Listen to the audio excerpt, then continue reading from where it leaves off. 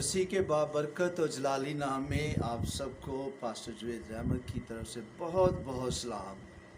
और उम्मीद रखता हूँ कि आप सब खुश होंगे और खुदावंद में मजबूत होंगे। और खुदावंद की शुक्रगुजारी करता हूँ और आपके लिए बरकत चाहता हूँ कि आप हर रोज़ जो आपके साथ खुदा के कलाम को शेयर करते हैं, आप उसको बड़े गौर से सुनते भी हैं और उसको शेयर भी करते हैं ताकि आप भी इस खिदमत का हिस्सा बन सकें। खुदावंद आप सबको बरकत दे। तो आज बड़ी खूबसूरत वर्ष जो है मैं आपके सामने लेकर आया हूँ। यकीनन आज के इस वर्ष के वसीले भी हम सब जो है वो बरकत पाएंगे। तो मेरे चीज़ों, आज हम मकाशफा की किताब 22वें बाब उसकी 11वीं आयत में से देखेंगे और वहाँ खुदावंद यीशु मसीह की जो आमद सानी के बारे में पेशन गोई की गई है। मकाशफा जो बयान किया गया कि किस तरह उस वक़्त के लोग होंगे और जिस तरह लिखा हुआ है कि जिस तरह नूह के वक़्त में लोग थे उसी तरह के लोग यीशु मसीह की आमद सानी के वक़्त भी होंगे। जब यीशु मसीह दोबारा इस दुनिया में आएंगे तो जो है वो यीशु मसीह वो लोग भी उसी तरह के होंगे। तो मेरे चीज़ों, मकाशफा 22 बाब उसकी 11वीं आयत को अगर आपके पास बाइबल मुक़द्दस है तो ज़रा खोलें, उसको गौर से पढ़ें। और वहाँ लिखा है कि जो बुराई करता है वो बुराई ही करता जाए और जो नजस है वो नजस ही होता जाए और जो पाक है वो पाक ही होता जाए और जो रास्तबाज है वो रास्तबाजी ही करता जाए।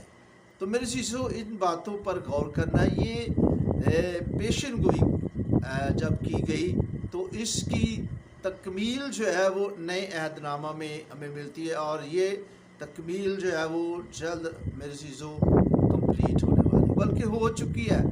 और जब हम देखते हैं कि जो शरारती है, जो शरीर है वो शरारत ही करता है, वो कभी खुदा के कलाम की तरफ तवज्जो नहीं करता। मिसाल की किताब में लिखा है कि आए मेरे बेटे मेरी तालीम को फरामोश ना कर, मेरी तरबियत को जो है वो रद्द ना कर, बल्कि उसको अपनी ज़िंदगी का क्या बना ले, हिस्सा बना ले। और मेरे चीज़ों, जब हम देखते हैं कि इसकी पेशन गोई कहाँ पर की गई, इन बातों की पेशन गोई हमें जब हम दानियल की किताब में पढ़ते हैं उसके 12वें बाब उसकी 10वीं आयत के अंदर, तो वहाँ 10वीं आयत में लिखा गया है कि उस वक़्त बहुत से लोग जो है लोगों को पाक किया जाएगा और वो बरक की मानद होंगे, लेकिन शरीर जो है वो शरारत ही करते रहेंगे। आमीन। शरीर जो है वो शरारत ही करते रहेंगे और वो नजस हैं वो नजस ही रहेंगे, नापाक हैं वो नापाक ही रहेंगे, लेकिन जो पाक किए जाएंगे वो रास्तबाज होंगे, वो आसमान की बादशाही के वारिस होंगे। आमीन।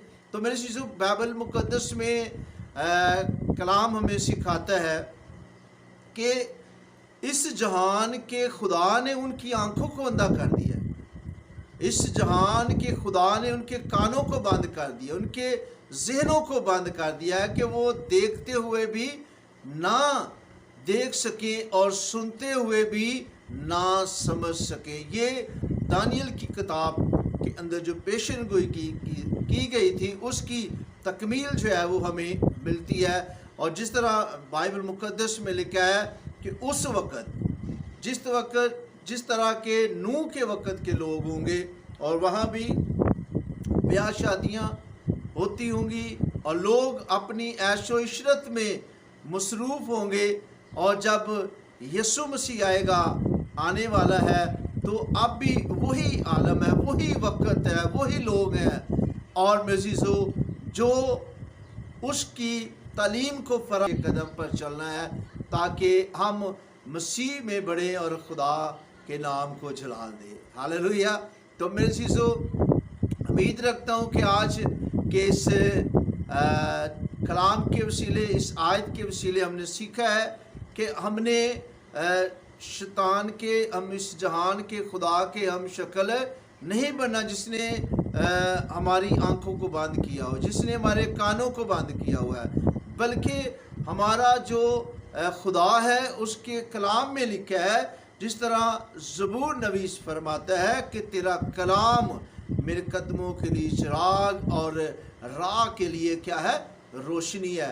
तो इस कलाम को जब हम अपनी ज़िंदगी में लेंगे तो हम कभी भी बुराई नहीं करेंगे, कभी भी हम शरीर की राह पर नहीं खड़े होंगे। ज़बूर नवीस ज़बूर नंबर 1 में लिखता है कि मुबारक है जो शरीरों की सलाह पर नहीं चलता।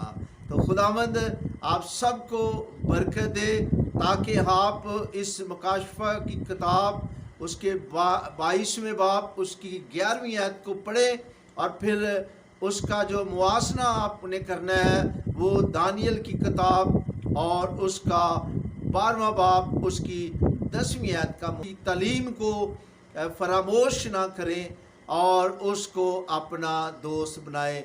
खुदावंद इस कलाम के वसीले आप सबको बरकत दे। आमीन। God bless you.